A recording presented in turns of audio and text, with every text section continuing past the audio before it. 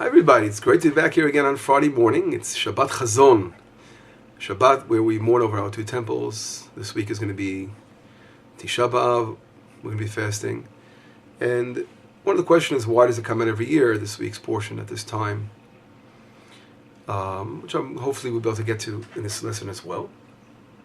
But my major topic of this lesson is going to be on the financial crisis. This morning I put the radio on and I heard that the markets in Europe are, I guess, shaken up, or were shaken up, by the threat of maybe perhaps America is going to be going through some kind of major depression. And again, the world we know is very volatile with the financial things, the dollar going up and down, jumping up and down, investments, people don't know where to invest their money, take it out, put it in. Everyone's going wild over their money. Yes, money. The greatest sickness in the world, and of course, it's the most important thing in the world for people to survive. So it's a very, very difficult paradox. Money crisis. Well, we'll talk about money a little bit. Everyone loves talking about money, right? Well, it's so, I guess, apropos to what we're learning now in this week's portion. This week's portion, Moshe Rabbeinu is giving over the Torah to the Jewish people. The whole book of Devarim takes place only in 37 days, the last month or so of Moshe Rabbeinu's life. And he has to give a message over to the Jewish people. And then his message really is Mishneh Torah. This book, the whole book of Devarim, is different than the four books. Not in its level of holiness. It's the same level of holiness as all the books. It's all Torah Messinai. It's all Torah and all prophecy. But it's different in the way that Moshe Rabbeinu is speaking. The divine presence speaks through the Moshe Rabbeinu's throat here. And it's all mentioned in a different form, grammatical form, to show that Moshe Rabbeinu is saying the Torah. It's coming through him. But of course it's the same Torah, and it's reviewing things that were already mentioned, or adding some additional things. But mainly the purpose of Mishneh Torah is to get the Jewish nation ready for the most important part of all of its history, is to enter the land of Israel and build a temple. And it's really the book of Eretz Yisrael, the land of Israel. This is really the focus of the book of Devarim. In the beginning of the book, Moshe Rabbeinu lists the different places where we got God pretty upset. And of course, it was only mentioned in a hint form, not for the honor of the Jewish people. God did not want us to come out and write and say, you did this and did that and did that and that. But he sort of hinted at different places that we sinned before. And one of the places which have to do with the topic of financial crisis is called Di Zahav. Di means die, enough. The Talmud, in the tractate of Brachot, we find Moshe Rabbeinu saying to God, God, you know something? You gave so much to the Jewish people. Die, enough already. And with all that money that they received, all that gold they had, they made the golden calf. So if you didn't have all that abundance, it wouldn't have happened. This was the claim that Moshe Rabbeinu actually claimed to God. And which is, of course, in itself, how can Moshe Rabbeinu talk the way of God? But obviously, when our rabbis teach us passages like this in the Talmud, there's a deep meaning behind it. And here, in my opinion, they're saying that God, you created the world, a world of tremendous, tremendous abundance. There's so much abundance out here in this world. There's so much, and it's all from the goodness of God that really wants to bestow of his abundance upon the world. And you gave us the vessel to receive this. And I spoke about the vessel and the abundance many, many times. But the hardest part as human beings is to say, die. To say enough. Because what happens is, when you give us so much, the opposite happens. As the stomach gets more food in it, the stomach starts to expand more and more, and wants more and more. The same way when a person overeats, he wants more to eat. When a person eats little, maintains his eating habits, and then his stomach gets smaller, shrinks, he doesn't really have the same appetite. The same, of course, thing applies to money and everything physical in the materialistic world. Agav. It also applies to spirituality, on one hand. The more spiritual we get, the more we want, and that's a good desire to get closer to God. But of course, as human beings, it is so clear, these two sides. Give me, and give me on one hand, right? And the spirituality of, okay, wait a second, let me check in, let me do some checks and balances. As we say in Hebrew, our Yetzer Tov, our good inclination, versus our Yetzer Hara, our evil inclination. which always wants to take more and more. And therefore, as human beings, God, what can we say? You gave it to us. You gave us these urges, you gave us these desires and these cravings for so much materialism. How could we control it? But the beauty of the Torah is that we have the ability, we were given the Torah and God's commandments, and only through God's commandments and through the Torah, only through such an ability of God's Torah can we overcome our cravings and our desires. Because if it wasn't for the vessel of the Torah itself, we would not be able to overcome these urges of wanting more and more and never feeling satisfied with what we have. Why the Torah? The Torah is the vehicle of God in this world. It shows us how to deal with the materialistic world and the proper amounts, the proper abundance of what a person needs, and what a person needs to survive and have his life. Of course, a person needs a certain amount of abundance, but then again to say, okay, here is enough, to limit our desires, and that's what the Torah is all about. It's a way of life that we can actually control and put a proper balance between the good and evil, or the evil urge, which is the evil urge has a certain kind of proper important focus in this world. Because this evil urge is just a really desire, which is a natural human desire of acquiring, of living, of life, of having certain physical needs taken care of. That's a very, very healthy thing. It's important. You can't eliminate it completely, but you must have a proper balance in life. An imbalance of this causes, again, destruction, and this is what the destruction of the temples is all about. And of course, this is what the financial crisis is all about. It all happens when there's an improper balance. And of course, it's when a person gets sick the same way. It's all has to do with the same root. And I'd like to talk about, in order to understand this concept a little bit more, I'd like to mention a movie I saw when I was a child. It's funny. Some of these things stand out in the world of drama and media. I know it's called so much, but I remember seeing a movie called The Poseidon Adventure. I don't know how old I was, but I was a kid. And here we see this huge wave coming, and they knew, the captain of the ship, they all saw it was coming. I mean, when they finally saw the wave, then it was already too late. They could have avoided, I guess, if they'd gone a different route or slow. I don't know. I remember all the details. But I'll never forget that huge wave coming and trying to avoid, and how do we go through this? How do we get around it? It was too late until it knocked the boat out. But I think this is what's happening today in the financial crisis. The wave is growing. It's not completely overgrowing yet that we can't stop it. But the wave is beginning to grow, and people are starting to see the signs of something great that's going to take place soon. Something that's going to be very, very painful. It's going to make a big change in this world, and we're not waking up yet. We don't realize that this wave can become a tidal wave, like the Poseidon Adventure, and wipe us out completely, or cause a lot more damage, in other words. And therefore, we have to wake up now. And first of all, understand what is the cause of this wave growing, and what is the cause of this financial crisis that's happening, and let's try to put an end to it. That's number one. I'll start by saying, if we all recall, when this all began, my wife really came up with this wonderful chidush, insight. If we all remember going back in the year 2000, when the tomb of Joseph represents financial stability of the world, was ransacked, burned, destroyed by terrorism. We also went on the city of Shechem, and the world remained silent. Remained silent when Rabbi Hillel Lieberman was murdered over there by Arab terrorists, going to try to save the tomb of Joseph. Soldier bled to death. Terrible, terrible things went on. If you can see from my house, my home, Itamar is not far away. You can hear the helicopters in the air, the burning, the rioting going on. The whole world remained silent when Joseph's tomb was desecrated in the year 2000 or so. A year later, 2001, September 11th, the Twin Towers are destroyed, again by Arab terrorists, Muslims. What happened here? So my wife's beautiful insight was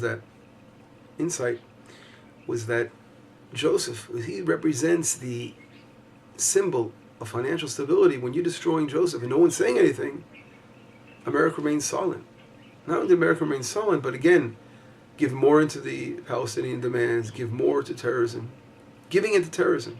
And then, boom, the whole financial market of the world, Twin Towers represent financial stability, was hit so hard. And we've never been the same since then. Never been the same. This reminds, we go back, an incident took place, as we know, in 1938, something called the Munich Pact, or we can call the Munich Betrayal, where Czechoslovakia was really the only democracy in Eastern Europe at the time, where Hitler, Yamach Shemo, wanted to annex that area. It was that particular area of the north, or the northern or the northwest part of Czechoslovakia was 22 or some odd percent German descent, and he decided he wanted to annex that portion. And then we know the wonderful United Kingdom, France, together with Mussolini of Italy, they sit down with Hitler and they sign a pact, an agreement that will force Czechoslovakia to give in to Hitler, and that portion of land was given over. Although Czechoslovakia was a true democracy, and they were completely betrayed. And of course they thought they would satisfy the demands of this dictator of the Third Reich. But of course, no. We knew that was just giving into some evil force that eventually not only murdered 6 million Jews, but caused so much, the millions of people that were killed in the world during World War II. But again, this is all when they don't want to see the handwriting on the wall. We don't want to see the handwriting on the wall. And that's what happened here. Joseph was destroyed. The Twin Towers later were knocked down. The same thing God was saying, we have to, if you're not going to wake up and realize what's going on in the world and see how evil is, you're letting evil rule. And therefore God is saying to you, of course, I give you a vessel that you can put in your vessel, either goodness or evil. It's up to you. This is the choice we have in this world. And this is part of creation. This is what Moshe Rabbeinu said to God. You create us, this is the human being. But yes, it is our power as human beings to overcome the evil and let the good reign, because that will bring goodness to the world. As God says to us, if you go with my statutes, I will bring bounty to the world, and there will be tremendous financial boost in the world.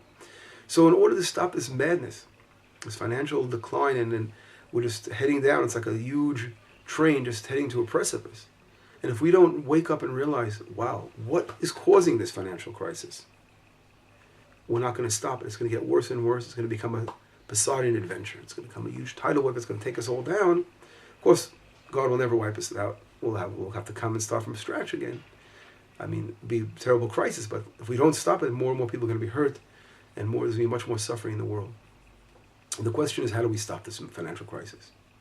Okay, of course, I'm not a prophet, but we do study prophecy and we study the Torah. The only way to really stop this financial crisis, in my eyes, is returning to God. It is so clear. People talk about this and investing here and investing that. Let's put all that aside.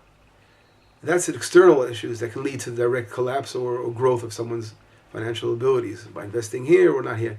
But what's really affecting it is our spirituality. Number one, we have to realize that in this world, at the end of 120 years, we're all going to get the same lot. We're going to get about a 4x4, whatever you want to call it, a small plot of land, and then we're going to be laid to rest. We come to the upper worlds, we're not going to take with us all our money and wealth that we amount in this world. We're going to take with us our good deeds that we did. So number one, let's start focusing on the truth. Every day we wake up saying, what good deeds have we done? Not only us as individuals, this is what the heads of nations have to ask themselves. As America, what good deeds are we doing? How are we helping the poor? How are we helping doing the good in this world? Going against evil in this world, evil forces in this world. And we see evil forces that are popping up all over the place. The example is so clear. It's the handwritings of the war, just like we said in Czechoslovakia, that the Munich Agreement, when they betrayed Czechoslovakia, was the only democracy. History is repeating itself. Israel today is being pushed aside. They want to declare a state in September. This Muslim terror is trying to take over the world. And the world is standing aside and saying, okay, something, let's give them more and we'll appease them again, just like they try to appease Hitler then. It's not going to work. It's not going to work. You have evil forces that want to destroy and want to take over the world. You cannot appease them. The only way is to be strong and not give in to the demands. We have to let the goodness take over the world. That's number one. So America, again, unfortunately, there's many great people in America and many great members of Congress that are against what's going on. But Obama is leading America to a situation where, unfortunately, Israel is being again isolated. And Israel, again, the anti-Semitism is rising in the world. These evil forces want, again, to destroy Israel. So if the world wants a proper financial growth in this world, stability, number one, you have to stick with the good people. And again, I'm not here, God forbid, trying to badmouth all Muslims or all this. I'm focusing on those evil forces that want to destroy Israel. There are many Muslims out there that are for Israel, that are good with Israel. We are focusing against those who want to terrorize and murder and destroy and kill, all for the sake of evil. That's the whole goal, is to do evil and destroy Israel. Those who want to be good with Israel, we have nothing against those who want peace, true peace. And that's very important to make that distinction. And America must choose its true friend. Israel is its true friend of America. And the world has to wake up. Other countries of the world the same way. And this whole crisis, again, is taking place because of a lack of understanding this simple. It seems to be so simple. That's number one. Number two, recognizing Israel as a true democracy and a true friend, that's the first step, number one. Of course, Israel itself, we all have to improve ourselves. We have a function in this world as being a light to the nations, as being a true spiritual nation. And the Jewish people, throughout abroad and also in Israel, we've also fell in this terrible materialistic golden calf of wanting to build big, huge houses in America or whatever in the world, and 2 cars to every garage or whatever. All this overly excessive, like hamsters trying to just keep putting money away and investing, and forgetting, wait a second, with this life, what's it all worth? We're here in a limited amount of years. Let's do what's good in this world. Let's follow Hashem. Let us study Torah and let's do good. If we have possessions God gave us, let's give more charity. Instead of holding on to ourselves, what do? Let's help. Let's help others. But not to hoard and not to hoard and not to hoard and to want more and more and then never being satisfied and only to cry. And this is all people care about is their money. Eventually when they lose it, it's going to cause them great depression as well. Wall Street. Look at Wall Street. Wall Street, think about the name. What does Wall Street mean? Wall Street, I thought it means a wall. Just a big wall between us and God. Creating this wall and not realizing that where it comes from. The abundance of God comes from. God's abundance, we have to realize the abundance we have in this world comes from God, and only He gives it to us, He can take it away from us. So we all have to, on a personal level, repent of what we've done, all the terrible sins we've committed, which led to destruction of our temples. If we want to rebuild a temple, we have to realize again where we stand, what God is all about, what He wants from us. We have to do tshuva, we must repent. And this again is the cause of the financial crisis again. Our spirituality, our proper focus in this world on what we're supposed to do, and not over again, hoard, etc. Together with the world crisis, what the world's doing, again, isolating Israel, and doing unfortunately the things that are bringing them this huge financial crisis. I think they're going to do the opposite. By overly going against Israel, little Israel, what does Israel have to do for the world? We're going to do good, we're going to have more oil and more power, right? It's all money is behind this whole thing. They're selling us out because of money. Just like they did to Czechoslovakia. It all is a money issue. Everything boils down to money. And sometimes we got to put the money on the line and say, listen, when it comes to we're going against God, obviously God's testing us over here. Although it may seem it can cause a financial crisis of the world, if we support Israel, it's going to bring the biggest blessing in the world to the world. Because America's afraid. That's number one. I'd like to also mention another issue, completely different. Things that have to be immediately corrected. Jonathan Pollard, a Jew, that yes, he spied for Israel. I'm not right now getting the details, all the details of what happened. The man has been sitting in prison 26 years, more than anyone else for such a crime. And his only crime was trying to stop those who want to destroy Israel. It wasn't, God forbid, wanting to cause damage to America in any way. Only wanting to help save the lives of Israel from someone getting a hold of a nuclear weapon and destroying us, which would only be a blessing to America. Okay, so say anyway, he spied. Okay, it was a pride of America that they were upset with him. 26 years to sit in prison. The world's remaining silent about this man. The time has come to let him go. He's an ill man. He served his time more than anyone for such a similar crime. Let him go. That's evilness holding him in there. Show him some mercy. Let him get out of there. How long is he going to sit in rotten prison? And unfortunately, this also is causing a lot of problems in the world. God is very angry about that. It is not fair. It's not true justice. Anyway, there's many things to look at. There are a lot more bad things going on in this world, unfortunately, that have to rectify. But right now, when things are so clear that injustice is being done, you don't have to look far. Correct things that are clear to us. Later on, we'll find additional things to rectify. And again, on a personal level, every one of us must rectify things that we have to rectify. We know what our problems are. This will only bring a boost to the world's economy. It's in everyone's hands as well. Well, I want you to have all Shabbat Shalom. We should know for only good things. Our temple should be rebuilt speedily in Israel. And we shall, God willing, see very, very special times, special things. And we shall prevent this tidal wave from wiping us all out. God forbid, I'm talking about financially. No one wants the financial crisis to grow. We want it to stop. We want to prevent this from happening. But again, we know there will never be a situation where he can't return anymore. God, in His mercy, will have mercy on us. But we must work hard for it. Okay? Shabbat Shalom. I miss you all. Bye-bye.